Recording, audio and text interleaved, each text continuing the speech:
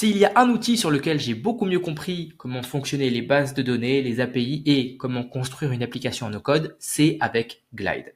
Glide est un app builder en no-code, c'est-à-dire un outil qui permet de construire des applications et surtout de transformer des lignes de nos bases de données qui ne parlent pas vraiment en de très jolies applications très visuelles. Glide est un mi-chemin entre un outil modulaire, c'est-à-dire qu'on va utiliser Glide pour gérer l'interface, mais un autre outil pour gérer les bases de données et un autre outil pour faire des automatisations. Et en même temps, on peut utiliser Glide pour faire tout à la fois uniquement dans Glide. Attention, Glide ne permet pas de créer des apps natives, c'est-à-dire celles qu'on va retrouver et télécharger sur l'App Store et le Play Store. Ce sont des progressives web apps que l'on construit avec Glide, c'est-à-dire qu'on va pouvoir les retrouver et s'y connecter depuis notre navigateur Google ou Safari ou autre. La promesse de Glide, c'est effectivement de transformer ces lignes dans des bases de données en des très jolies applications que l'on peut construire en moins d'1 heure.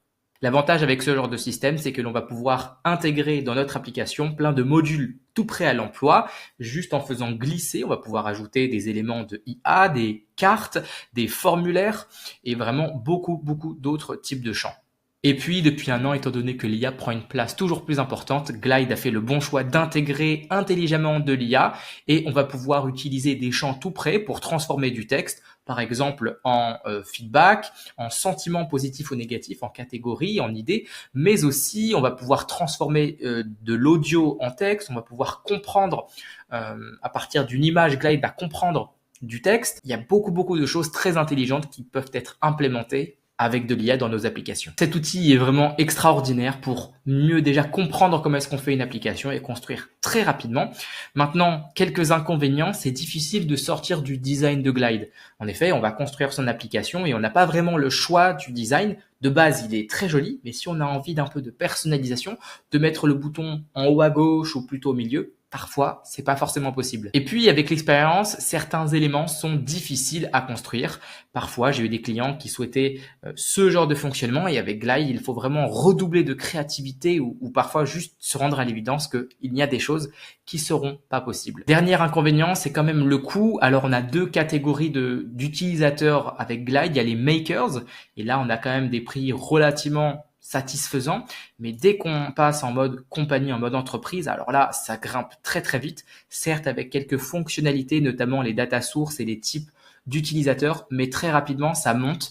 Et on a aussi ce système d'utilisateurs, c'est-à-dire des gens qui vont venir sur notre application, qui ça peut rapidement coûter cher. On retrouve bien l'idée que Glide est là pour construire des applications pour des entreprises, pas forcément des applications qui vont être utilisées par des milliers d'utilisateurs.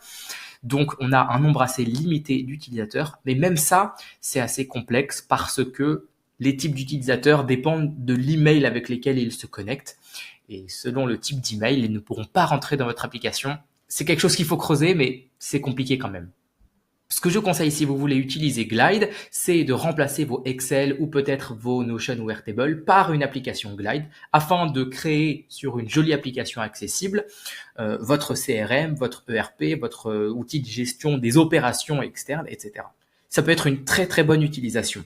Autre cas d'usage pour créer un MVP, c'est-à-dire un prototype de votre idée que vous souhaiteriez vendre. Ça peut être une bonne idée de le construire sur Glide parce que ça va aller très vite. Très facilement, vous pouvez modifier des éléments et très facilement, vous pourrez aussi recevoir des retours de votre marché pour voir si votre idée a du potentiel ou pas. Cependant, Glide n'est pas forcément une super idée pour créer une application que vous allez vendre à des centaines, milliers de personnes. Et dernière recommandation, n'utilisez pas Airtable pour créer votre application Glide. Utilisez plutôt les Glide Tables, qui sont les bases de données de Glide, qui je trouve sont déjà plus rapides et qui ont des colonnes tellement plus intéressantes. Dans une prochaine vidéo, je vous montrerai comment utiliser Glide pour construire super rapidement VDM, ce vieux site sur lequel les internautes partageaient leurs fails et des anecdotes marrantes. Merci beaucoup d'avoir regardé cette vidéo. Si jamais vous avez appris quelque chose, n'hésitez pas à mettre un petit like et un commentaire. Ça aide toujours à la visibilité. J'espère vous revoir bientôt sur cette chaîne. À très bientôt. C'était Emmanuel de Joyeux No Code. Ciao, ciao!